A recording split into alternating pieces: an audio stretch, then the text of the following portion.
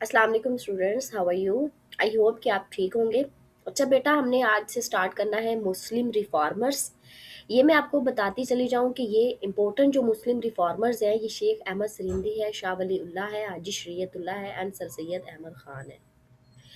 ये political science के हवाले से भी, करंट अफेयर के हवाले से भी, पाकिस्तान अफेयर के हवाले से भी एंड जीके के हवाले से भी, both and CSS in PMS and even जो अनदर कॉम्पिटिटिव एग्जाम है जैसे जुडिशरी है, तो उसके पॉइंट ऑफ व्यू से भी ये बहुत ज़्यादा इम्पोर्टेंट है। ठीक है बेटा, हुआ ये कि जब कभी भी हिस्ट्री में या कोई ऐसा टाइम पीरियड अगर आप अनफोल्ड करें, तो उसमें क्या था कि जब कभी भी जो है वो इस्लाम को डम करने की जो फोर्सेस हैं वो उभरी हैं, तो उसमें अल्लाह ताला ने एक रिफॉर्मर जो है वो और एक विजनरी लीडर, एक सूफी लीडर जो है वो पैदा किया है, जिसने उनको ख़त्म करने के लिए, उनको डम करने के लिए अपना इम्पोर्टेंट और जो है वो एक कह सकते हैं कि विजनरी और रेवोल्यूशनरी रोल प्ले किया है as a reformer, as a leader.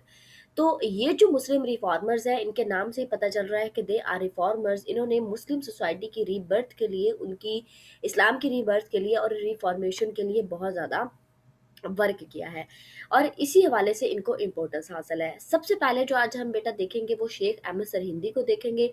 इनका जो टाइटल है वो मजदद अल अफ़सानी है। बहुत सारी ऐसी बुक्स के अंदर मजदद अल अफ़सानी भी लिखा होता है, सिर्फ शेख अहमद सरहिंदी नहीं लिखा होता। तो आप लोगों ने कंफ्यूज नहीं होना, ये एग्जामिनर जीके के अंदर भी पूछ सकता है। ओके, हमने सबसे पहले जो चीज़ देखनी है बेटा, वो देखनी है इंट्रोडक्टरी फैक्ट्स। अब अच्छा, इससे पहले कि मैं आपको ये बताऊं इंट्रोडक्टरी फैक्ट्स के बारे में, मैं आपको यहाँ ये बताती चली जाऊं कि कुछ ये है इंफॉर्मेशन। मैंने आप लोगों को बेटा बताया था कि जब भी आप लोगों ने कोई सब्जेक्ट तैयार करना है, वो 3 स्टेप्स के अंदर तैयार करना है। पहला जो स्टेप है वो होता है इंफॉर्मेशन अक्वायर करना। आपने सारे फैक्ट्स लेने हैं, इंफॉर्मेशन लेनी है किसी भी टॉपिक के बारे में। जब आपने सारी इंफॉर्मेशन ले लेनी होती है, सेकंड स्टेप होता है उस पे एनालिसिस करना। ठीक है, उसके फ्लॉज ढूंढना, उसके मेरिट्स डीमेरिट्स ढूंढना, उसकी जो थी वो देखना कि कहाँ फ्लॉ था, कहाँ नहीं था।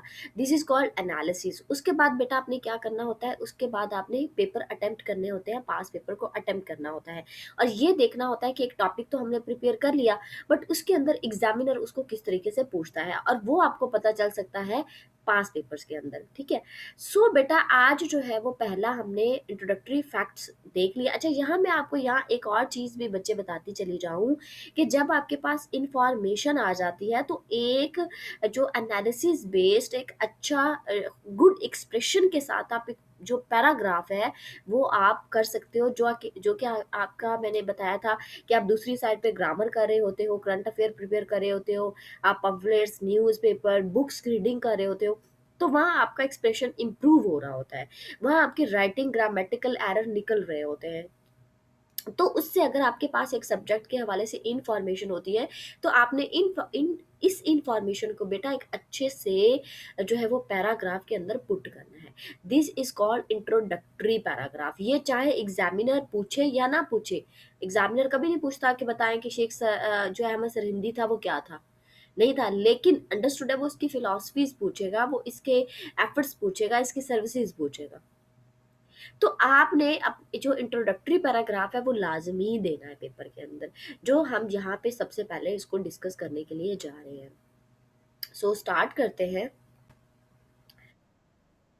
पर जो शेख अहमद सरहिंदी था बेटा, ये पैदा हुआ था जून 26 1526 एट सरहिंद में। सरहिंद जो एक इलाका है जो ईस्ट पंजाब वाली साइड पर है। इसके फादर का नाम शेख अब्दुल ahad था, और ये बिलोंग करता था चिश्तिया एंड नक्शबंदिया ऑर्डर से। ठीक है, चिश्तिया ऑर्डर इसको जो मिला था वो बच्चे इसके फादर वाली साइड से मिला था, और ये फादर से इनको खिलाफत मिली थी। ओनली सूफी लीडर है जिनको खिलाफत जो थी वो इनहेरिटेंस में मिली थी। ये डायरेक्ट इनका जो बेटा मिलता है, सिलसिला जाके मिलता है, वो हज़रत उमर रज़ी अल्लाह तआला अन्हा की तरफ जाके मिलता है, जो कि सेकंड खलीफा है। उसके बाद क्या है, इनकी जो अर्ली एजुकेशन है वो सिरहिंद और सियालकोट के में इन्होंने हासिल की। किसके फील्ड में, कुरान, हदीस, फ़िक़्ह, तफसीर और फ़िलॉसफ़ी के अंदर। और इनके जो टीचर थे, ये उस्ताद थे किनके, ख्वाजा बाकी बिल्ला के। और जो ख्वाजा बाकी बिल्ला थे, उन्होंने जो प्रेडिक्शन दी थी शेख अहमद सरहिंदी के बारे में, उन्होंने बोला था, he will turn into a light which will illuminate the whole world. और बाद में ऐसा ही साबित हुआ, इन्होंने वाक़ई अच्छी जो है वो सर्विसेज़ दी और रीबर्थ ऑफ इस्लाम के लिए उन्होंने बहुत ज़्यादा एफ़र्ट्स की। फिर इनकी जो एक फ़ेमस बुक है इस्बातुन नबूवत, ये भी जीके के अंदर आ सकता है, क्योंकि पीएमएस के अंदर क्या होता है, बच्चे पाकिस्तान अफ़ेयर के अंदर एक पहला क्वेश्चन जो होता है वो आता है फिल इन दी ब्लैंक्स पे।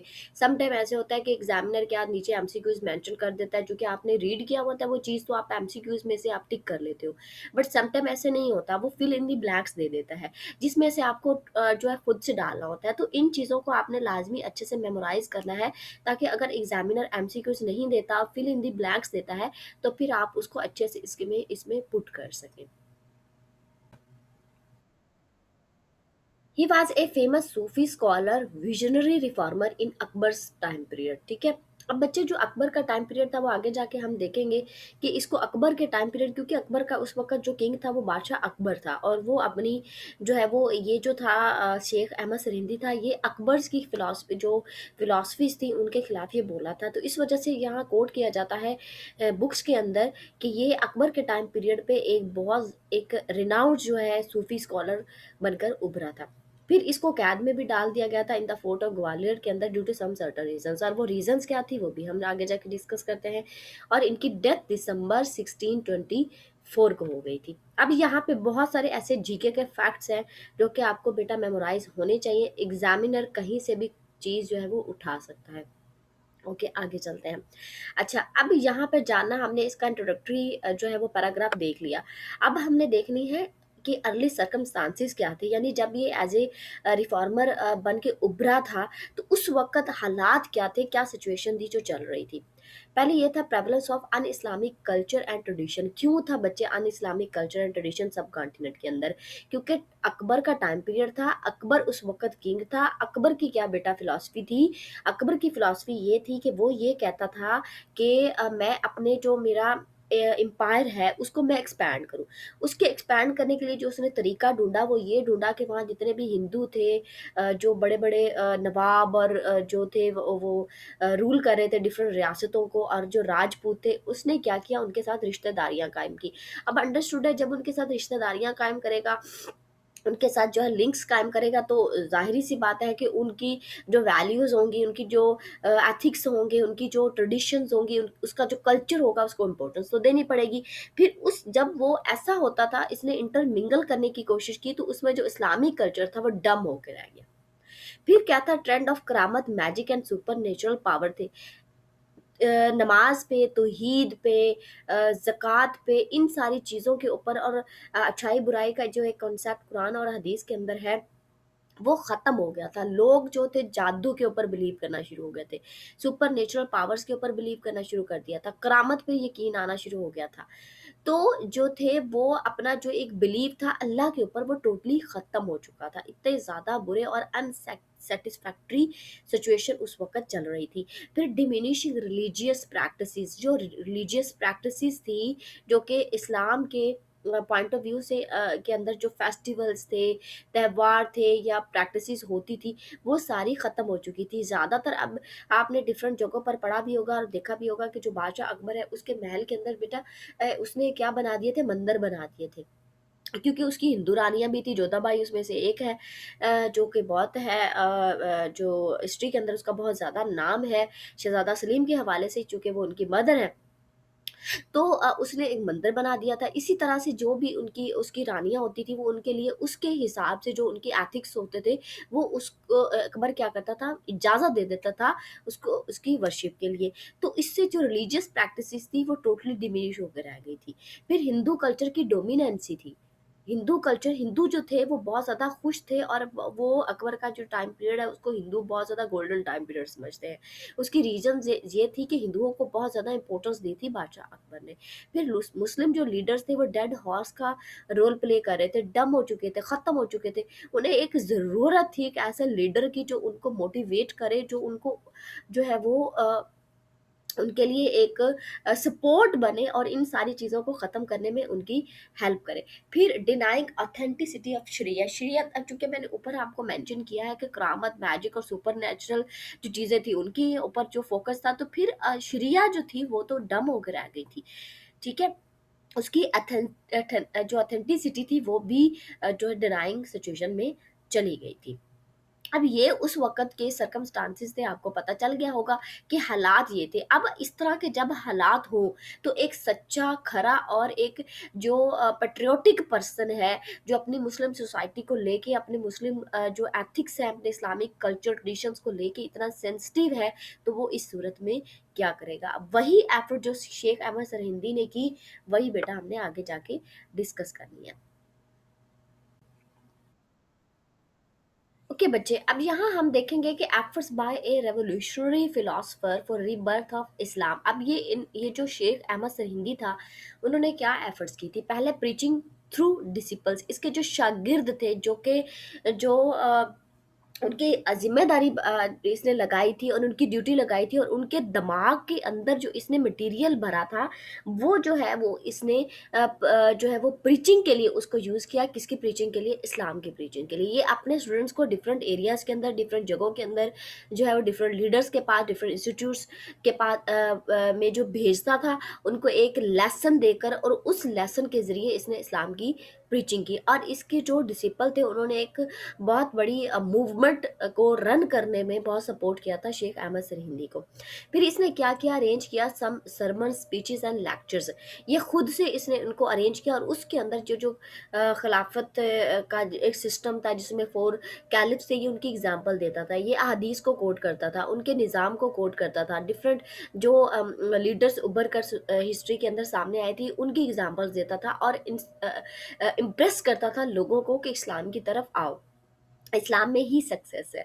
उसके बाद इसने तौहीद के कॉन्सेप्ट पर जो है फोकस किया था। क्यों किया था? क्योंकि पहले मैंने आप लोगों को पिछली हेडिंग्स के अंदर बताया है कि उस वक़्त क्या था, सुपर नेचुरल पावर, करामत और मैजिक के ऊपर बहुत ज़्यादा फोकस डाल दिया था, तौहीद को लोग भूल गए थे। तो इसने आके बताया कि अल्लाह एक है, ठीक है? सिर्फ़ उसी की ही जो है वो इबादत करनी है।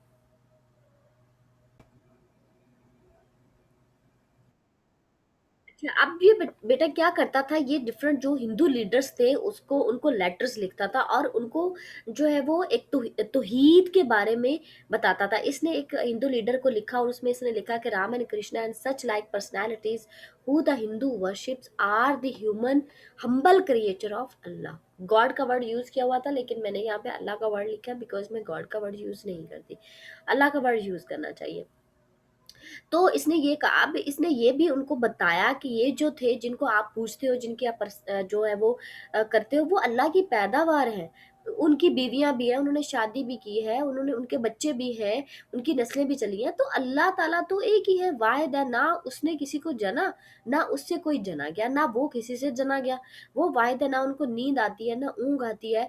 वो जो है वो हमेशा से थे, हमेशा से हैं, और हमेशा से रहेंगे। तौहीद का ये कॉन्सेप्ट है। तो ये उसने जो है वो अपने आर्गुमेंट बिल्ड करके और अपने लॉजिकली ये इंस्पायर करता था और प्रीच करता था तौहीद की। उसके बाद क्या, इसने कॉन्फिडेंस रेज किया था जो जो थे नोबल्स थे वहाँ के। जैसे मैंने पहले आपको बताया था, कोई डेड हॉर्स का रोल प्ले कर रहे थे, बिल्कुल डेड हो चुके थे, तो इसने उनके अंदर कॉन्फिडेंस रेज किया और कहा कि अगर ये जब गुफ्तगू करता था, जब बोलता था, ये कहता था कि इस ज़िंदगी से बेहतर है कि अगर आपकी ज़िंदगी इस्लाम के लिए सर्व नहीं हो सकती, आपकी ज़िंदगी जो है वो इस्लाम की प्रीच के लिए, रीबर्थ के लिए सर्व नहीं हो सकती, तो ऐसी ज़िंदगी जो है उससे अच्छा है कि इंसान मर जाए। तो इस तरह की जो दलीलें हैं वो दे के उनके अंदर मोटिवेशन भरता था और कॉन्फिडेंस भरता था। फिर इसकी अब्दुल रहीम खान खाना, जो कि बादशाह अकबर की जो बीवी थी, सलीमा बेगम, उनका जो पहले शौहर से बेटा था, उसके साथ इनकी बहुत ज़्यादा दोस्ती थी, जिसने अकबर के जो है वो अंदर, इसके पैलेस के अंदर जो जितना भी सिस्टम था, उसको उसमें इस्लाम को भरने में इसने जो शेख अहमद सरहिंदी था, इसने बहुत ज़्यादा साथ दिया था।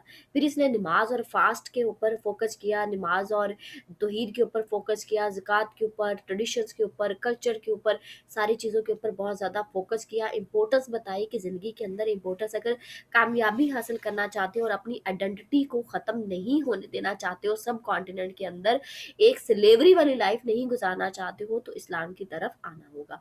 और यही चीज़ किसमें आई? रिफॉर्मेशन ऑफ मुस्लिम सोसाइटी के अंदर आई। ओके बेटा, उसके बाद क्या था, मकतूबात इमाम रबानी, ये कुछ लेटर्स थे जो कि ये भी एग्जामिनर आपसे एमसीक्यूज में पूछ सकता है, जीके के अंदर पूछ सकता है। ये कुछ लेटर्स थे, उन लेटर के थ्रू इसने क्या किया था कि इसने अपोज किया था दीन इलाही को। आपको पता है दीन इलाही का, सबको पता है, फेमस है कि ये बादशाह अकबर ने दीन इलाही दिया था, जिसको इसने अपोज किया था। उसके बाद इसने क्या किया था, इसने एक फिलॉसफी थी वहादतुल वजूद, जिसमें ये कहा जाता था कि there is no difference between Allah and his creature. उस वक्त ये समझा जाता था, क्योंकि दीन लाई दिया था बादशाह अकबर ने, तो ये समझा जाता था कि क्रिएचर जो है वो, और जो है वो क्रिएटर, उनके बीच में कोई गॉड और अल्लाह, इनके बीच में कोई डिफरेंस ही नहीं है। जबकि इस फिलॉसफी को डिनाई किया था, अपोज किया था शेख अहमद सर हिंदी ने। ठीक है, उसने बताया था बच्चे कि अल्लाह एक है, वो वाहिद है, और उसी की ही सॉवरेनिटी है, और उसी का ही रूल है, और उसकी भेजी हुई किताब कुरान सच्ची और अथेंटिक किताब है, और मुसलमानों के लिए यही राह निजात है, और ये एक कॉन्स्टिट्यूशन है, ये एक राह अमल है जिस पर हम मुस्लिम्स को अमल करना है और चलना है, और इसी में हमारी सक्सेस है। फिर ये पायनियर था concept of two nation theory का। इसने फोकस किया था, इसने कहा था मुस्लिम्स ब्रदर्स को वहाँ जो रहते थे कि आप क्या हो, आपकी जो नेचर है, आपका जो स्टेटस है वो क्या है, एक्सक्लूसिवनेस एंड सेपरेटनेस, कि आपका एक सेपरेट और एक्सक्लूसिव स्टेटस है। आप अपने आप को, अपनी आइडेंटिटी को खोते चले जा रहे हो। There is a wide and unbridgeable gulf between Islam and Hinduism.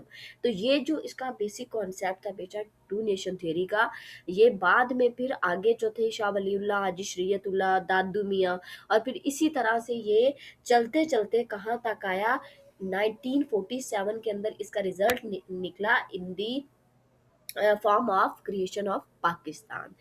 अच्छा, उसके बाद बेटा इसकी कुछ जो थी एफर्ट्स का इन्फ्लुएंस क्या हुआ था, तो ये क्या था कि इसने एक न्यू स्पिरिट एंड इम्पिटस भरा था to the propagation of Islam in the subcontinent के अंदर, और ये एक फेमस हो गया था due to his powerful writings. वो राइटिंग्स क्या थी, जिसमें इसने अपोज किया था दीन इलाही को, और जितनी भी अन इस्लामिक कल्चर प्रैक्टिसेस चल रही थी, अपने राइटिंग के जरिए इसने उनको डिमिनिश करने की कोशिश की थी, और इस्लाम के रीबर्थ के लिए जो है वो वर्क किया था। और इलामा इकबाल ने इसको एज ए स्पिरिचुअल लीडर बोल के इंटरव्यू दिया था। और यहाँ पे जो है वो बच्चे, हमारा जो शेख अहमद सरहिंदी का इम्पोर्टेंट पॉइंट और इनका एक क्रक्स जो है वो यहाँ पे एंड हो गया। अब जो है वो आपने बेटा इसके ऊपर क्वेश्चन तैयार करना है। मैं आपके साथ इसके क्वेश्चंस भी जिस तरह से एग्जामिनर पेपर में पूछता है वो भी आपके साथ शेयर कर दूंगी। फिर इसका एक पेपर पैटर्न, कि अगर जो क्वेश्चन आ जाए डिफरेंट तरीके से, अगर एग्जामिनर पूछता है तो उसको जो है वो अटेम्प्ट कैसे करना है, उसकी प्रेजेंटेशन कैसे बनानी है, ये भी इंशाल्लाह मैं आपके साथ शेयर करूँगी। आप इसको मेमोराइज कर लीजिए, और जो है वो इंशाल्लाह नेक्स्ट लेक्चर में हम देखेंगे शाह वलीउल्लाह को, देन हाजी शरीयतुल्लाह, एंड लास्ट में सर सैयद अमन खान। अल्लाह आपका हामी और नासिर हो, अल्लाह आपको कामयाब करे। खुद पर, अल्लाह पर यकीन रखें, और अपनी मेहनत पर यकीन रखें, और मेहनत करते चले जाएं। इंशाल्लाह इंशाल्लाह बेटा आपको इसका फ्रूट ज़रूर मिलेगा। Take test. अल्लाह हाफिज़।